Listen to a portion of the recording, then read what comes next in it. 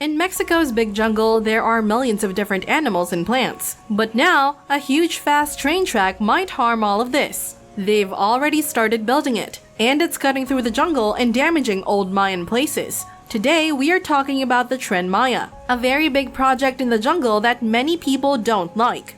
Do you think they can stop it? Welcome to Superstructures.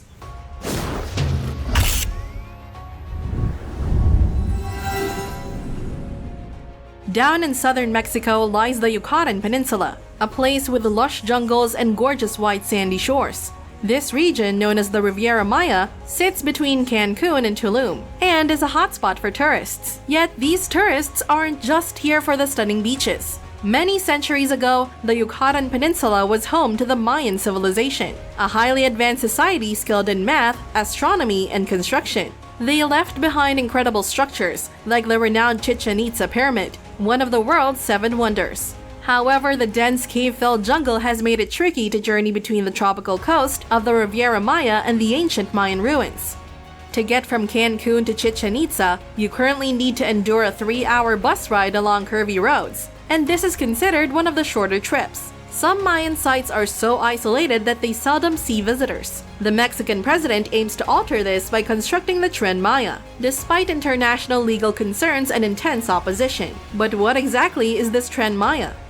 The Tren Maya is a high-speed train that's planned to cover a total distance of 1,500 kilometers. It will pass through the dense Yucatan jungle, connecting the beautiful beaches of the Riviera Maya to the ancient Mayan ruins. Additionally, it will provide access to other potential tourist spots, such as the picturesque yellow city of Izamal and the well-fortified city of Campeche. Mexico's president, López Obrador, envisions the Tren Maya as a way to revitalize the Yucatan Peninsula. The goal is to encourage tourists to explore different places and in the process, boost the local economies in less privileged, hard-to-reach areas. He's deeply committed to this, seeing it as a way to offer support to underprivileged towns and cities. He even called the train project an act of justice because this region has long been neglected.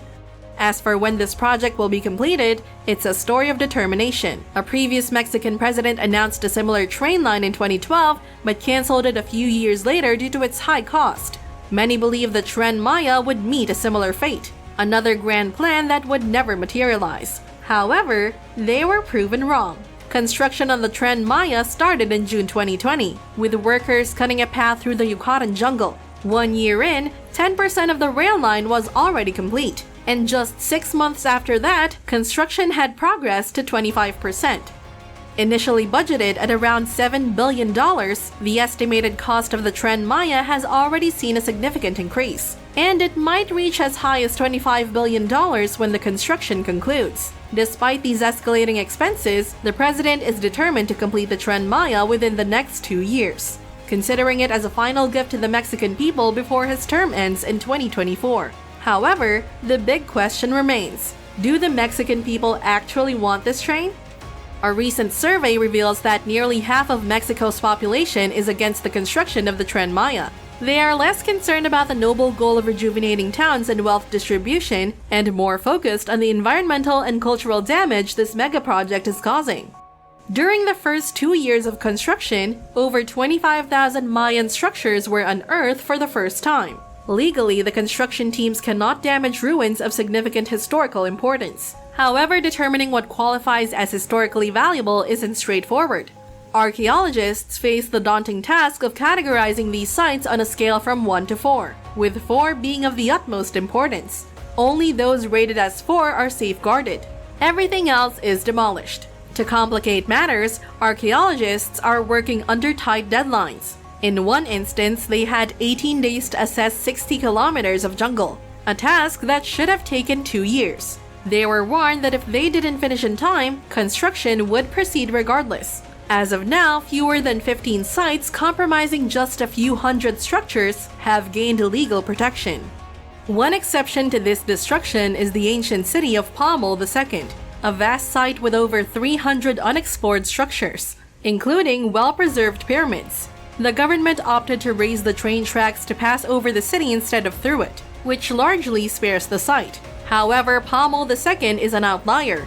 Most Mayan sites will face obliteration, making way for the Tren Maya rail line.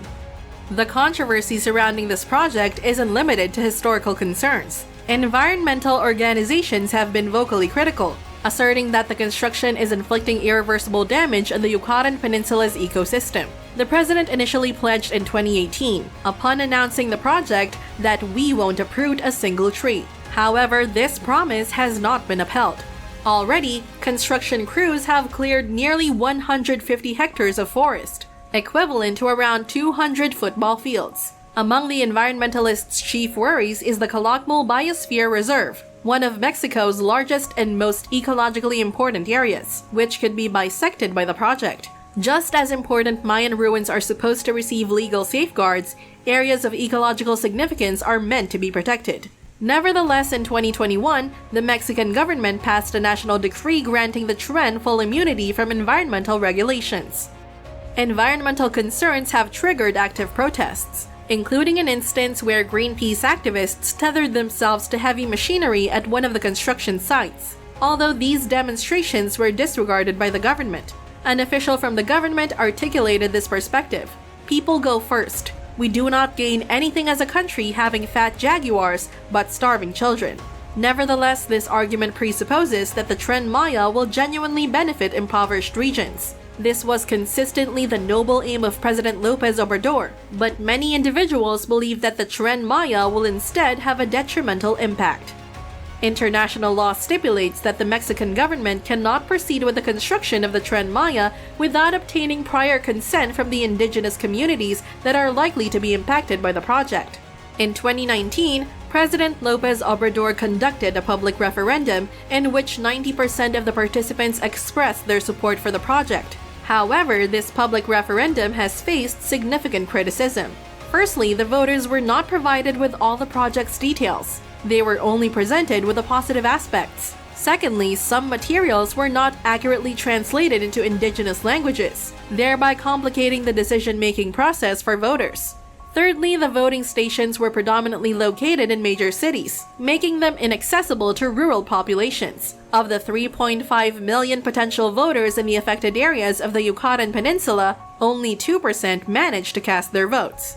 The issues surrounding the public referendum meant it did not meet international standards. Consequently, valid consent from the indigenous communities was not obtained, which implied that the construction of the Tren Maya could not proceed without violating international law. Nonetheless, the Mexican government proceeded with the project, asserting that the vote was valid and declining to conduct another one.